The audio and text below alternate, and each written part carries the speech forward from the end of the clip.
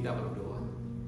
Bapa di dalam surga, kami bersyukur Tuhan karena sebelum Tuhan Yesus naik ke surga, Ia berkata kepada murid-muridnya bahwa Aku akan menyertai kamu senantiasa sampai kepada akhir zaman. Dan kami bersyukur Tuhan karena Tuhan senantiasa menepati janjinya. Penyertamu selalu mengiring perjalanan hidup kami. Penyertamu selalu sempurna. Apapun yang Tuhan izinkan terjadi dalam kehidupan kami, satu hal yang pasti adalah Tuhan tidak membiarkan kami berjuang, berjalan, bergumul sendiri. Tetapi melalui penyertaan-Mu, melalui kuasa-Mu, melalui kehadiran-Mu, kami boleh menghadapi apapun gelombang, badai, persoalan yang terjadi dalam kehidupan kami. Terima kasih Tuhan. Untuk kesempatan pagi hari ini kami boleh hadir bersama-sama beribadah kepada Tuhan. Kami berdoa untuk beberapa keluarga jemaat yang pulang ke Indonesia atau mereka yang saat ini sedang traveling Tuhan, dimanapun mereka berada Tuhan sertai.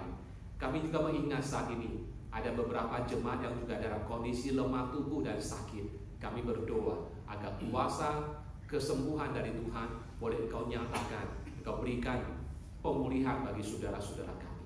Kami berdoa untuk ibadah pagi hari ini, berdoa untuk firman yang akan kami renungkan bersama-sama. Tuhan berbicara kepada kami. Dalam nama Tuhan Yesus Kristus kami berdoa. Amin. Silakan duduk. Selamat pagi jemaat yang dikasihi oleh Tuhan. Bapak Ibu Saudara, hari ini kita belajar sebuah tema tentang Goliat di dalam kehidupan kita. Goliat atau raksasa di dalam kehidupan kita. Perikop kita diambil dari 1 Samuel pasal ke-17. Perikop ini mengajar kita bagaimana Saul dan umat Israel berhadapan dengan Goliat. Dan Bapak Ibu Saudara, Goliat di dalam perikop ini adalah gambaran tentang ketakutan yang kita hadapi. Goliat itu menjadi sumber ketakutan bagi Raja Saul. Goliat itu menjadi sumber ketakutan bagi bangsa Israel. Dan seringkali Goliat itu adalah lambang ketakutan-ketakutan yang terjadi dalam kehidupan kita. Seringkali hidup kita diliputi dengan berbagai macam ketakutan-ketakutan. Dan ketakutan itu menjadi persoalan bagi kita. Karena ketakutan itu membuat kita tidak bisa maju, membuat kita tidak berani mengambil resiko, membuat kita tidak berani bertindak. Akhirnya hidup kita tidak pernah bisa maju. Apabila kita ingin mengalami kemajuan dalam kehidupan kita, apapun aspeknya, maka kita harus belajar mengatasi ketakutan-ketakutan tertentu dalam hidup kita. Dan perikop kita hari ini mengajar kita ada beberapa prinsip bagaimana kita menghadapi Goliat dalam hidup kita. Yang pertama, Bapak Ibu Saudara, mari kita melihat bahwa setiap kita memiliki musuh yang menakutkan. Itu yang kita lihat di dalam ayat pertama hingga ke-11. Setiap kita memiliki musuh yang menakutkan dalam hidup kita. Pertama, Saudara, setiap kita berada dalam peperangan rohani. Saya bacakan ayat 1 dan 3. Orang Filistin mengumpulkan tentaranya untuk berperang. Mereka berkumpul di Soko yang di tanah Yehuda dan berkemah antara Soko dan Aseka di Ebes Damim. Saul dan orang-orang Israel juga berkumpul dan berkemah di lembah Karbantim. Mereka mengatur barisan perangnya berhadapan dengan orang Filistin. Orang Filistin berdiri di bukit sebelah sini dan orang Israel berdiri di bukit sebelah sana. Dan lembah ada di antara mereka. Bapak Ibu Saudara, bagian Alkitab ini memberitahukan kepada kita, bangsa Israel sedang menghadapi peperangan dengan bangsa Filistin. Bangsa yang sangat kuat pada waktu itu, yaitu bangsa Filistin. Dan mereka sedang berhadapan, dipisahkan oleh sebuah lembah. Gambaran tentang peperangan yang dihadapi oleh bangsa Israel dengan bangsa Filistin itu sebetulnya adalah gambaran tentang peperangan yang terjadi dalam kehidupan kita. Sama seperti umat Israel sedang berperang menghadapi Filistin. Dalam kehidupan setiap kita, kita juga mengalami berbagai macam peperangan. Ada berbagai macam masalah dalam kehidupan kita. Ada berbagai macam peperangan dalam kehidupan kita. Tapi sebagai orang Kristen, jangan lupa, peperangan terbesar yang kita hadapi adalah peperangan rohani.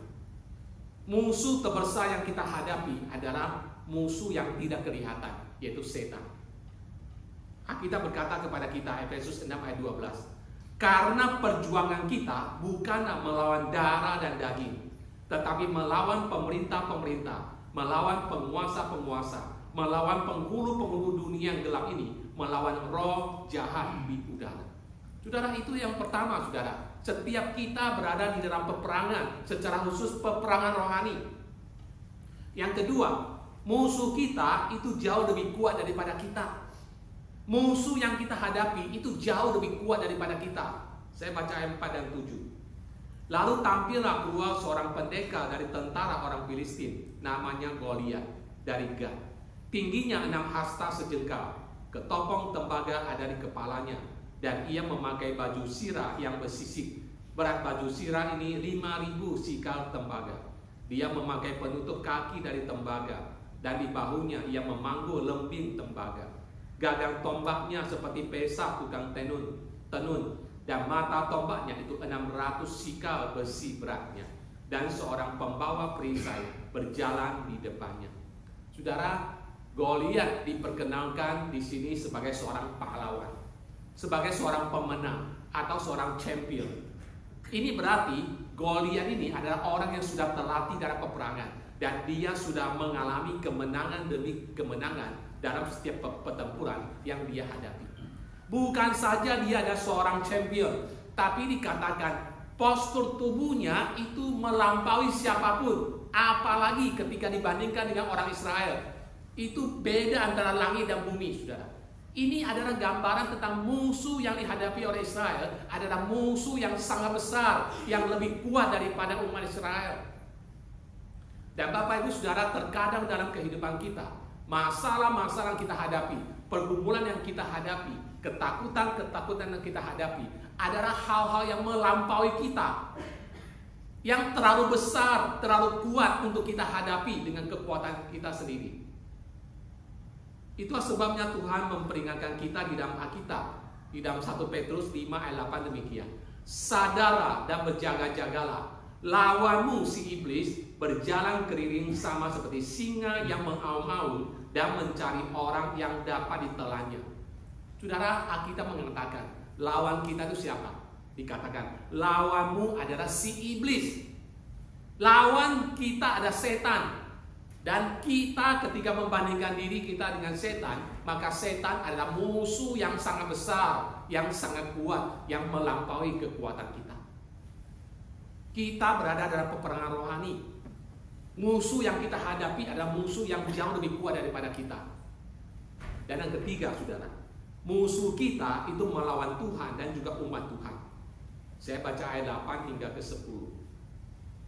Ia berdiri dan berseru kepada barisan Israel, katanya kepada mereka, mengapa kamu keluar untuk mengatur barisan perangmu? Bukankah aku seorang Filistin dan kamu adalah hamba Saul? Pilihlah bagimu seseorang, dan biarlah ia turun mendapatkan daku.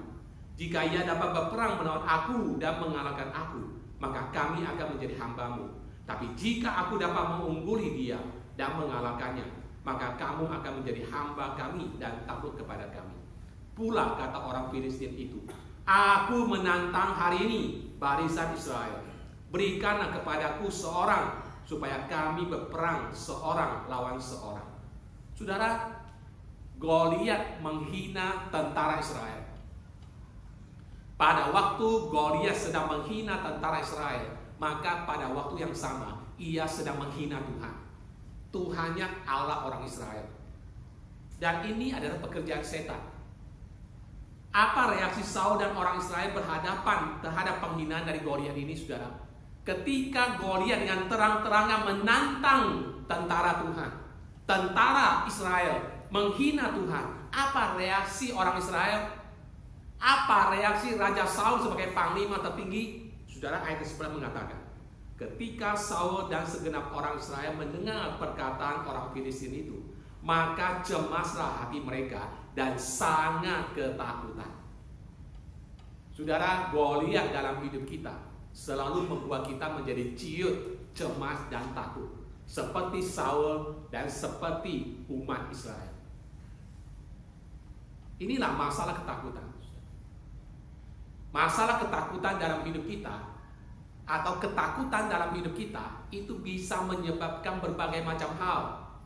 Mari kita melihat poin kedua, saudara. Ayat ke-12 hingga ke-24 bicara tentang masalah ketakutan. Apa yang akan dilakukan ketakutan dalam hidup kita? Pertama, menyerah pada ketakutan akan membuat kita kehilangan waktu dan kesempatan. Menyerah pada ketakutan membuat kita kehilangan waktu dan kehilangan kesempatan. Saya bacakan ayat ke-16, saudara. Ayat 16 mengatakan, ayat 17. Orang Filistin itu maju mendekat pada pagi hari dan pada petang hari. Demikianlah ia tampil ke depan 40 hari lamanya. Saudara, selama 40 hari dikatakan, orang Filistin itu keluar lalu menantang orang Israel. Pilih salah satu orang yang paling hebat di antara kalian dan biarlah ia berperang dengan aku. Kalau aku yang kalah, kami akan menjadi hambamu. Tapi kalau kalian yang kalah, kalian yang menjadi hambaku. Saudara, dikatakan selama 40 hari orang Filistin ini, Goliat ini maju ke depan dan menantang Israel. Tetapi selama 40 hari orang Israel tidak melakukan apapun. Ketakutan membuat mereka tidak berani mengambil kesempatan. Ketakutan membuat mereka kehilangan waktu dan kesempatan yang berharga. Selama 40 hari ini Goliat keluar dan masuk dengan memberikan tantangan. Tetapi bangsa Israel tidak memberikan respon. Mengapa? Karena mereka diliputi oleh ketakutan. Seringkali dalam hidup kita, ketakutan membuat kita kehilangan banyak waktu dan kesempatan untuk melakukan sesuatu. Alkitab berkata kepada kita dalam Efesus 5 ayat 15 demikian. Karena itu, perhatikanlah dengan saksama bagaimana kamu hidup. Janganlah seperti orang bebal, tapi seperti orang alim. Dan pergunakanlah waktu yang ada, karena hari-hari ini adalah jahat. Tuhan ingin kita memakai waktu dan kesempatan dengan baik. Tapi seringkali dalam hidup ini, kita kehilangan begitu banyak waktu, kita kehilangan begitu banyak kesempatan. Mengapa? Karena kita diliputi oleh ketakutan. Kedua, saudara, apa yang terjadi jika ketakutan meliputi kehidupan kita? Menyerah pada ketakutan membuat kita tidak berani melakukan tindakan apapun. Ketakutan membuat kita tidak berani take action. Ayat ke-20 dan 21. Lalu Daud bangun pagi-pagi. Ditinggalkannya kambing dombanya pada seorang penjaga. Lalu mengangkat muatan dan pergi. Seperti yang diperintahkan Isai kepadanya. Sampailah ia ke perkemahan. Ketika tentara keluar untuk mengatur barisannya dan mengangkat sorak perang.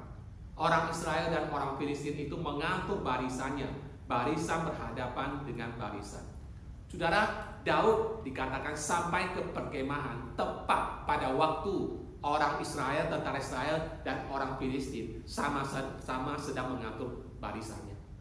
Saudara, dikatakan bahwa setiap hari kedua tentara ini hanya berhadapan selama 40 hari tanpa melakukan tindakan apapun. Orang Filistin tidak menyerang duluan, orang Israel juga tidak menyerang duluan. Hanya masing-masing mengatur pasukan seperti sebuah show, pertunjukan. Bapak Ibu Saudara, dalam kehidupan kita seringkali ketika kita menyerah kepada ketakutan, itu membuat kita tidak berani mengambil resiko, tidak berani maju, tidak berani mengambil tindakan apapun, saudara. Ketakutan itu membuat kita kehilangan kesempatan. Ketakutan juga membuat kita tidak berani bertindak, tidak berani mengambil resiko, saudara. Sebagai orang Kristen, saudara, meskipun kita tetap percaya Tuhan, kita datang ke gereja, kita nyanyi, kita dengarkan firman Tuhan, kita percaya firman Tuhan, tetapi ibadah kita itu menjadi sesuatu yang tidak real di dalam kehidupan nyata yang kita hadapi, saudara. Orang Inggris mengatakan bahwa we are just going through the motion. Kita hanya berjalan saja, kita hanya menjalani hidup saja, tapi kita tidak punya tujuan, kita tidak punya motivasi, kita tidak punya semangat. Paulus mengingatkan kita hal ini dalam 2 Timotius 3 ayat 5. Secara lahiriah mereka menjalankan ibadah mereka. Tetapi pada hakikatnya mereka memungkiri kekuatannya. Secara lahiriah mereka menjalankan ibadahnya, saudara. Kita datang ke gereja, kita dengar firman Tuhan, kita masih percaya Tuhan. Tapi dalam realitanya, sepertinya iman kita, Tuhan yang kita percayai, itu tidak relevan dengan pergumulan ketakutan yang kita hadapi. Itu yang terjadi dengan bangsa Israel. Selama 40 hari, saudara, mereka tinggalkan keluarga. Selama 40 hari mereka tinggalkan sawah ladangnya, usahanya, rumahnya, saudara. Lalu berada di perkemahan tentara. Berdua tentara besar berhadapan. Selama 40 hari cuma gertak sambal. Tidak melakukan apa-apa, tidak melakukan action apa-apa. Mengapa? Mengapa mereka membuang waktu, kesempatan? Mengapa mereka tidak berani bertindak? Masalahnya adalah karena ketakutan. Yang ketiga, saudara, menyerah pada ketakutan akan membuat kita ingin berhenti berjuang atau ingin berhenti berperang. Ayat 23-24. Sedang ia berbicara dengan mereka, tampillah maju pendekar itu, namanya Goliat, orang Filistin dari Gad, dari barisan orang Filistin. Ia mengucapkan kata-kata yang tadi juga, dan Daud mendengarnya. Ketika semua orang Israel melihat orang itu, larilah mereka daripadanya dengan sangat ketakutan. Ketika bangsa Israel melihat Goliat sekali lagi maju ke depan dan menantang tentara Israel, dikatakan apa? Mereka lari dengan sangat ketakutan. Ketakutan seringkali membuat kita ingin lari dari apa yang harus kita lakukan. Ketakutan seringkali membuat kita menjadi ciut nyali kita dan berhenti untuk berjuang. Seringkali hidup kita itu dilambangkan dalam kehidupan kita. Kehidupan kita dilambangkan dengan berjuang menghadapi raksasa-raksasa yang ada dalam hidup kita. Ada Goliat dalam kehidupan kita. Barangkali Goliat dalam kehidupan kita itu beda-beda. Goliat dalam diri saya mungkin beda dengan Goliat yang dalam diri Anda. Goliat dalam yang Anda hadapi mungkin berbeda dengan kita. Setiap kita punya Goliat. Setiap kita punya raksasa dalam kehidupan kita yang kita takuti, yang membuat kita ciut nyalinya. Dan seringkali Goliat yang kita hadapi itu membuat kita ingin melarikan diri. Kita merasa pergumulan yang kita hadapi terlalu besar. Masalah yang kita hadapi terlalu besar. Pergumulan yang kita hadapi melampaui kemampuan kita. Dan kita cenderung atau kita didorong untuk segera give up, menyerah, tidak berdaya menghadapi pergumulan, persoalan dalam kehidupan kita. Bapak Ibu Saudara, Tuhan tidak ingin kita menyerah. Apapun pergumulan yang terjadi dalam kehidupan kita, Tuhan tidak ingin kita menyerah. Ia ingin kita teguh berdiri. Efesus 6 ayat 13 mengatakan, sebab itu ambillah seluruh perlengkapan senjata Allah, supaya kamu dapat mengadakan perlawanan pada hari yang jahat itu, dan tetap berdiri sesudah kamu menyelesaikan segala sesuatu. Ini prinsip iman Tuhan. Sudah. Ayat ini, ada satu teman saya ketika lagi WA sama saya, dia mengutip ayat ini, saudara. Teman saya ini di sekolah kita, adik tingkat saya, saudara. Di badannya dia sudah menghadapi berapa macam kanker. Di Indonesia dia sekarang mendirikan sebuah yayasan namanya apa ya? Lupa namanya, Survivor apa sih?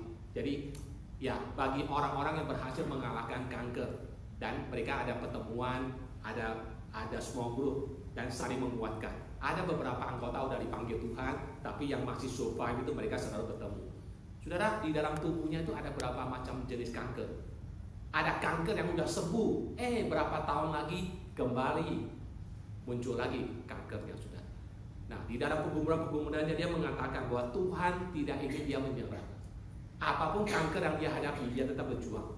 Dan sekarang, sekalipun tubuhnya masih ada kanker, dia lagi ambil program doktor, dia lagi kerjakan disertasi, yaitu topiknya itu tentang bagaimana bisa menolong orang di tengah-tengah perjuangan kankernya untuk tetap memiliki semangat hidup. Itu kurang lebih inti dari disertasi yang akan dia tulis. Beberapa waktu yang lalu saya dapat berita, saudara, ada satu gereja di Bali, saudara, baru ganti gembala sidangnya.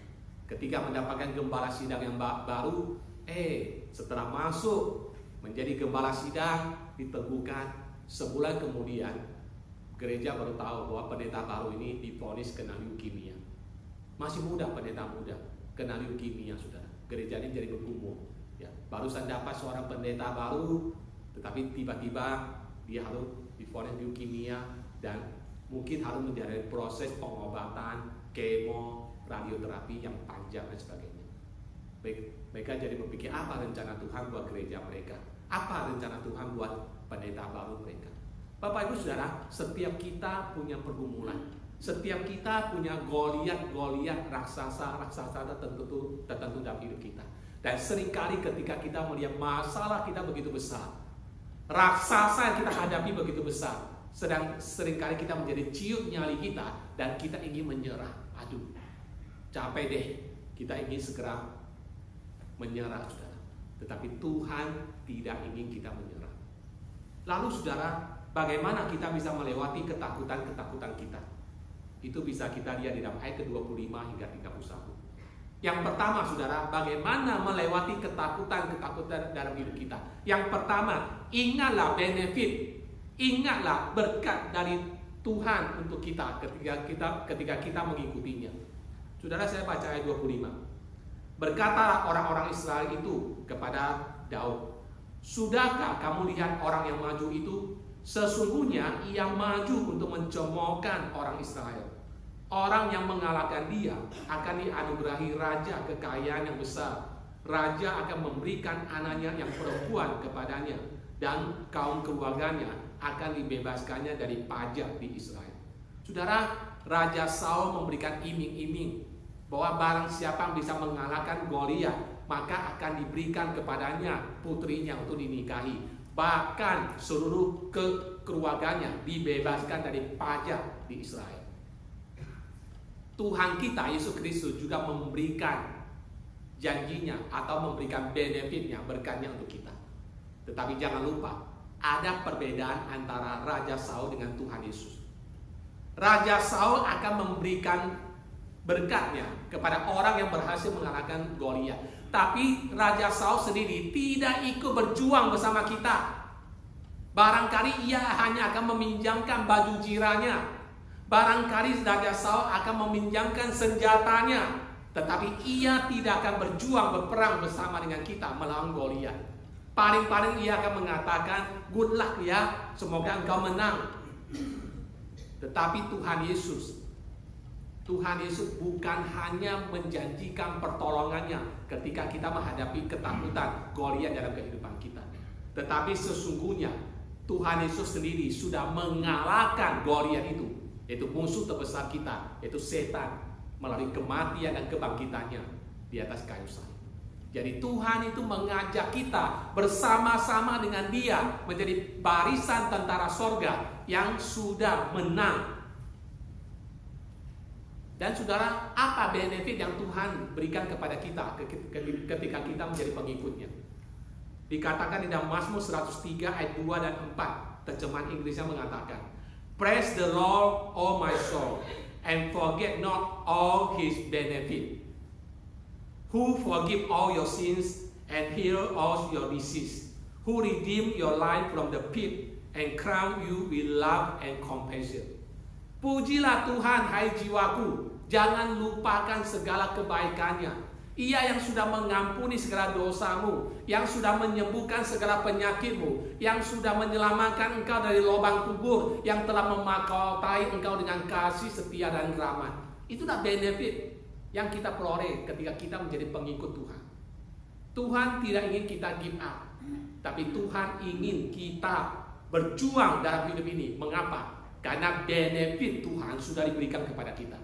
Kasih karunia sudah diberikan Tuhan kepada kita. Dan yang kedua, saudara, berkobar-kobarlah bagi kehormatan Tuhan. Apa yang membuat Daud tidak takut kepada Goliat? Karena fokus Daud itu adalah kepada kehormatan Tuhan. Ayat 26. Lalu berkatalah Daud kepada orang-orang yang berdiri di dekatnya, apakah yang akan dilakukan kepada orang yang mengalahkan orang Filistin itu dan yang menghindarkan cemooh dari Israel?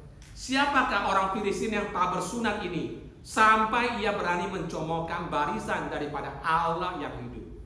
Saudara, ada satu hal yang diperhatikan oleh Daud yang tidak diperhatikan oleh Saul dan orang Israel yang lain.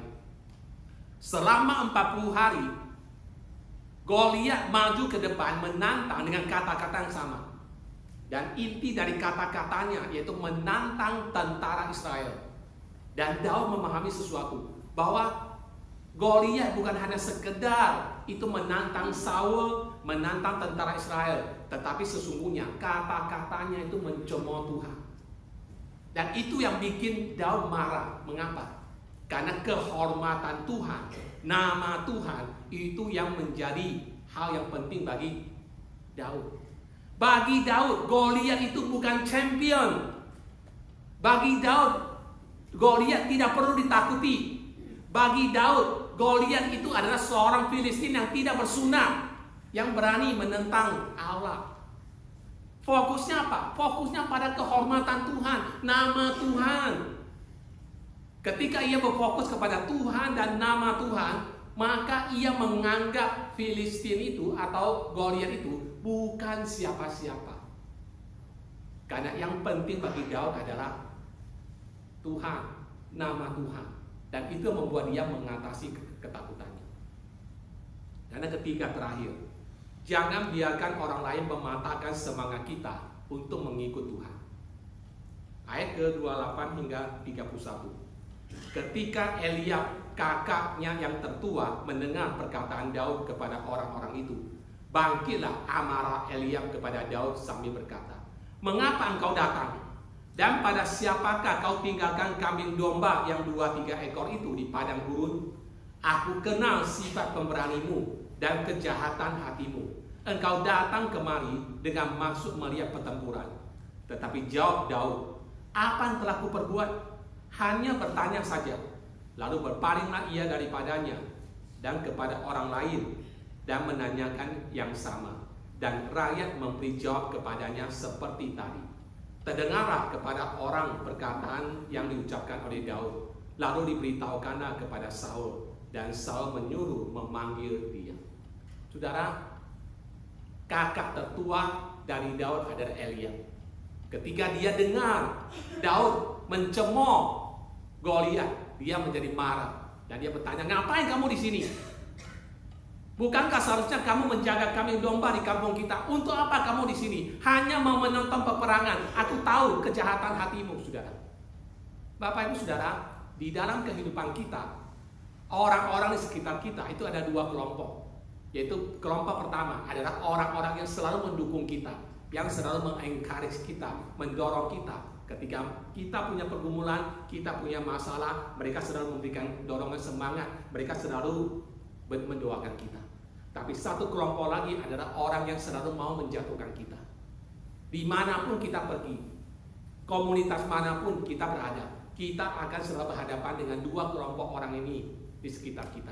Orang yang mendukung kita atau orang yang mau menjatuhkan kita. Orang yang memberi dorongan semangat pada kita atau orang yang justru semakin memperburuk situasi kita. Bapak Ibu Saudaraku yang dikasihi Tuhan, jangan biarkan orang lain mematahkan semangat kita untuk mengikut Tuhan. Mengapa? Karena Alkitab sendiri, Tuhan sendiri ingin kita maju. Karena Alkitab sendiri memberikan encouragement kepada kita untuk tetap setia mengikut Tuhan. Tidak peduli apapun Goliat yang kita hadapi dalam hidup ini. Kepada Yosua Tuhan berkata dalam Yosua 1 ayat 9, kuatkan dan teguhkanlah hatimu, jangan takut dan tawar hati, sebab Tuhan Allahmu menyertai engkau kemanapun engkau pergi. Lalu 2 Timotius 1 ayat 7 perjanjian baru mengatakan, sebab Allah memberikan kepada kita bukan roh ketakutan, melainkan roh yang membangkitkan kekuatan, kasih dan ketertiban. Saudara, Tuhan tidak ingin kita dilumpuhkan oleh ketakutan, oleh Goliat dalam hidup kita. Tuhan tidak pernah berjanji dalam hidup ini kita tidak menghadapi Goliat. Tuhan tidak berjanji bahwa dalam kehidupan kita akan menghadapi pergumulan masalah. Ada Goliat yang tidak kelihatan. Ada masalah yang lebih besar daripada kemampuan kita. Tuhan ingin kita menghadapinya bersama-sama dengan Tuhan. Tuhan yang bagaimana? Tuhan yang sudah menang. Tuhan yang sudah mengatasi musuh yang terbesar, yaitu iblis, ketika ia mati di kayu salib untuk kita. Jikalau musuh terbesar sudah Tuhan kalahkan di atas kayu salib, maka kemenangan itu sudah dijanjikan Tuhan kepada kita. Kalau Tuhan hari ini izinkan semua masalah-masalah terjadi dalam kehidupan kita, maka pada prinsipnya semua persoalan dalam kehidupan kita itu menjadi latihan rohani. Saya ulangi, jikalau Tuhan sudah mengalahkan masalah terbesar dalam kehidupan kita, itu masalah dosa, masalah kematian di atas kayu salib, maka segala masalah-masalah lain yang Tuhan izinkan terjadi dalam kehidupan kita itu menjadi latihan rohani. Seperti tadi Bro Jimmy sudah mengatakan, kita minta ini sama Tuhan, Tuhan izinkan sesuatu terjadi kepada kita, pada akhirnya untuk membuat kita menjadi semakin mature, semakin matang, semakin bertumbuh melalui segala sesuatu yang terjadi. Melalui sakit penyakit Tuhan izinkan, pasti ada maksud Tuhan untuk membawa kita semakin dekat bersandar kepadanya. Dalam pekerjaan kita menghadapi tekanan, kesulitan. Dalam keluarga kita menghadapi pergumulan. Dalam setiap aspek hidup kita ada masalah. Semuanya itu menjadi latihan rohani yang Tuhan sediakan untuk membawa kita semakin dekat, untuk membawa kita semakin mengandalkan Dia. Apapun Goliat-Goliat yang kita temukan dalam hidup kita. Minggu depan kita akan belajar bagaimana Daud bisa mengatasi, menang melawan Goliat. Apa rahasia kekuatannya? Kiranya Tuhan menolong kita semua.